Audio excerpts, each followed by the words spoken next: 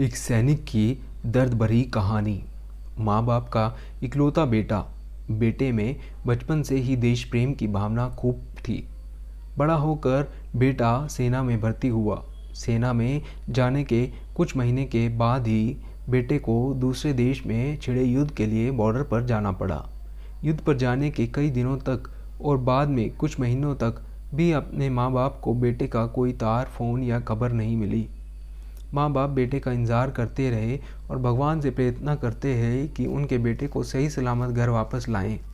एक दिन अचानक उनके फ़ोन की रिंग बजी और दूसरी तरफ से उनके बेटे की आवाज़ आई। माँ बाप की खुशी का कोई ठिकाना नहीं रहा। उन्होंने बेटे का हाल चाल पूछा। बेटे ने थोड़ी देर उनसे बात करने के बाद कहा कि वो उनसे किसी बात की इजाज़त मांगना चाहता है। माँ बाप ने कहा, बोलो बेटा, क्या बात है। बेटे ने कहा कि वो घर वापस आ रहा है, लेकिन अपने एक दोस्त को भी साथ ला रहा है। माँ बाप ने कहा, हाँ हाँ, लेकर आओ उसे भी। बेटे ने कहा, पहले पूरी बात सुन लीजिए।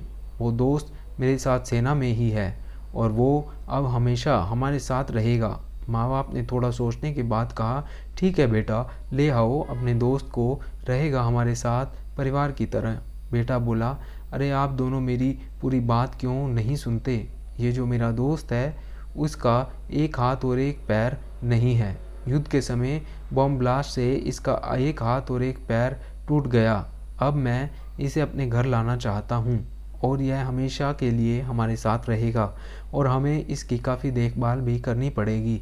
बेटे की यह बात शब्द सुनकर पूरी तरह माँ बाप शांत हो गए। थोड़ी देर की शांति के बाद माँ बाप ने बेटे से कहा, अरे बेटा, क्यों झंझट मोल ले रहे हो।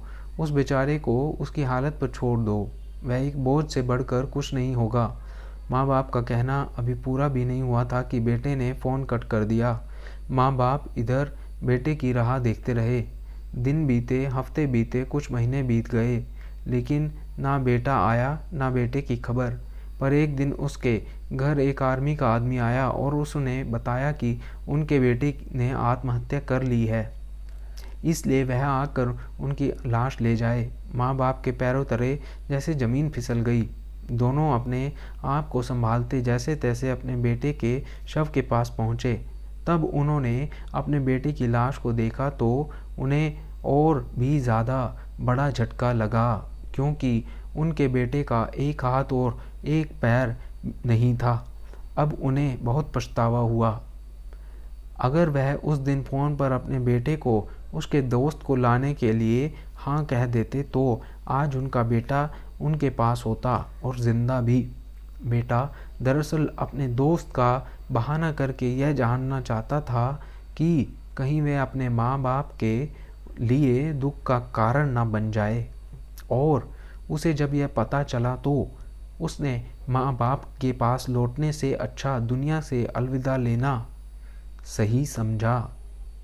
दोस्तों, आप भी कोई निर्णय लेने से पहले उसके परिणाम को सोचिए और किसी की असहजता को, ऐसा कमज़ोरी को मत देखिए और उनकी मदद कीजिए। हमारे चैनल को सब्सक्राइब कीजिए। जीवन की